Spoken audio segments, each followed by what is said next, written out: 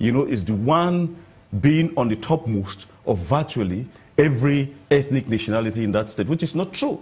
So we have little sense of history to understand that out of all the 80-something ethnic nationalities, colonial masters and administration, including the present constitution of Nigeria, have given rise to make shapes of things look like.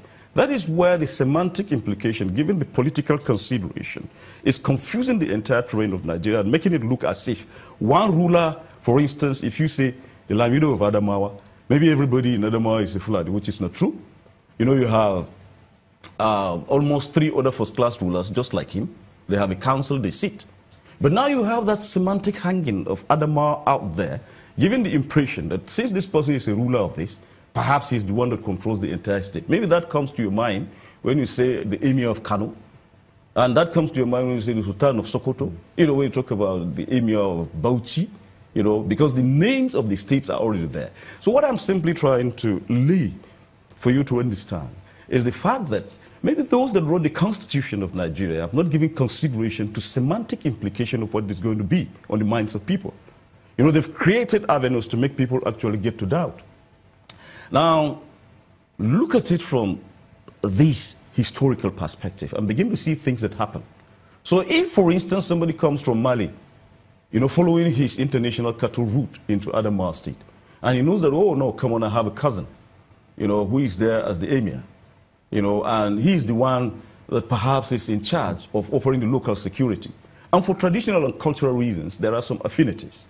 Now, he goes out way off himself, to unleash what he doesn't know about the Nigerian Constitution. That's why I will have to come back to letting you know that it is the outright failure of the internal security administration of this nation that have given birth to all these things. And up till now, they are not doing well. The issues are they're just being reactive. Let's come back to Adamawa and look at the role of the traditional rulers. Do you think that they have that clout, that powers, to try to ask feuding parties to shift their swords? Definitely. As long as Nigeria is concerned, we're going to live with this, at least for the rest of our life, if care is not taken. The traditional rulers are part of our cultural expressions. And they've had reasons where they've lived peacefully with one another in comfortable understanding. That I've seen, and I've seen them try to do that, with the exception of 1 or 2 critical cases that have brought misunderstanding, which I believe that is part of the Nigerian internal security misunderstanding that is allowing such things to happen. Sometimes if they fail to do that which is right, they turn the blame on the traditional rulers to say they're responsible for that particular thing. But I know that there are some aspects where you've seen some traditional rulers overfire their shots. That we've seen, definitely. Now, let me just give you this scenario. I'm sure somebody is going to talk about it. The sincere thing of what actually triggered issue in Numan. Yes, we've had a longing crisis of a farmer's wife raped. He reported. Nothing was done. Then he was surrounded, and he was killed together with his younger brother. And then the issue came up.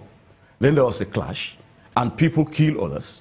And now the first narrative that came was a note that came with sentimentalism, sensitization. I mean, it came so sensational that it looked as if it was a religious thing. Even the fact that some of these herdsmen are pagans, outright pagans, they don't even know anything about religion. What they know is more of their cows and their own interests, and they move on. Perhaps the next trend is those that pay money for them to keep cows for them. And perhaps maybe you begin to look at them as if they're the ones that are actually arming them and making them to take the front of militia in order to guide themselves. Now that scenario came, and it's been repetitive, over and over, on chain. And now a clash came, and a traditional ruler came from Kano into Adamawa State and spoke about the fact that the people of Numan must be punished. Perhaps he was acting on little information given to him, and he is not from that particular terrain. He didn't know exactly the history of whatever it is.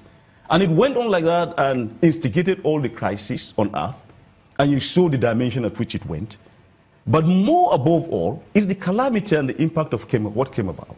Like I told you, that the internal security administration is so weak that they can begin to use semantics that don't actually apply.